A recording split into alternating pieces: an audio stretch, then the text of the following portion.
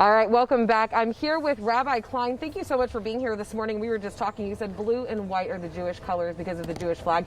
Love your mask. You matched appropriately for today. Thank you. Happy to be here. Yes, absolutely. So what temple are you from? So my congregation is Temple Bethel. We are a Reform synagogue in the northern part of Bakersfield, and we've been here for about 75 years. 75 years. Yes. Oh, my goodness. So for people that are not familiar with Hanukkah, can you give us a little bit about the history and some of the traditions that you have as well? Sure, absolutely. The main story of Hanukkah is that there had been this battle to defeat the forces that were trying to undermine the Jewish traditions.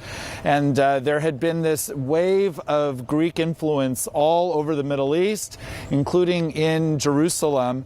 And the Assyrian Empire had conquered Jerusalem. And there was a band of rebels who said this was not okay, and they went and engaged in a guerrilla war. In the end, they won. These were called the Maccabees. And after that war, they went back to the temple and found it in complete and utter disarray. But one of the things they needed was oil to be put on the menorah to be used for the candelabrum. And there was one vial that was kosher and available.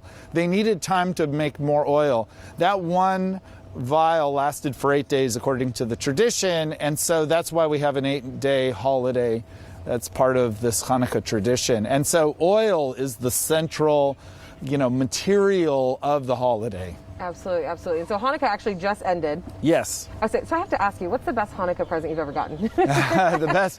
My sister gave me, night after night, I was a little kid, coins from all over the world. Oh, wow. And I just remember every time opening, I'm learning a little bit more about how beautiful the world was. Oh, I love that. That is so awesome. And I want to talk about what you actually brought with you. You said you brought this all the way from LA. Now, why is this important, or why is this special? Okay, so we have this tradition of having oily foods to remind us of that oil miracle.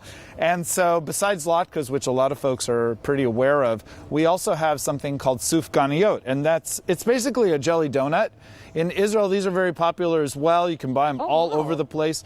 This one happens to be from a vegan restaurant, vegan donut shop in LA, in Highland Park. So tasty. Yeah. Definitely something you need this morning to keep you warm. Absolutely. And these trace back to about the 15th century. Oh, wow. The tradition of having jelly donuts or donuts that are fried, deep fried. And it's called Sufganiyah, which means literally like spongy thing. Oh my and that's because it absorbs so much oil. Not for the faint at heart. Thank you so much, Rabbi. Absolutely. We appreciate you being here. Let's